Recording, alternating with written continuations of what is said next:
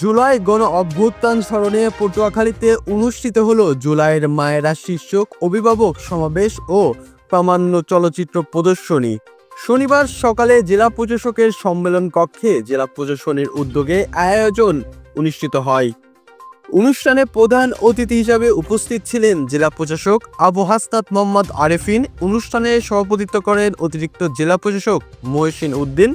বিশেষ অতিথি হিসেবে বক্তব্য রাখেন জেলা মহিলা দলের সভাপতি আফরোজা বেগম সীমা, সাধারণ সম্পাদক ফারজানা ইয়াসমিন রুমা, পটুয়াখালী জেলা প্রেস ক্লাবের সভাপতি আনোয়ার হোসেন এবং শহীদ হৃদয় তরুয়ার বাবা রতন তরুয়া সহ অন্যান্যরা।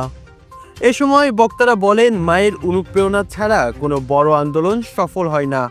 জুলাই গণ অভ্যুত্থানের পেছনে যে সকল মায়েরা সাহস, আত্মত্যাগ ও চেতনার গুরুত্ব অপরিসীম।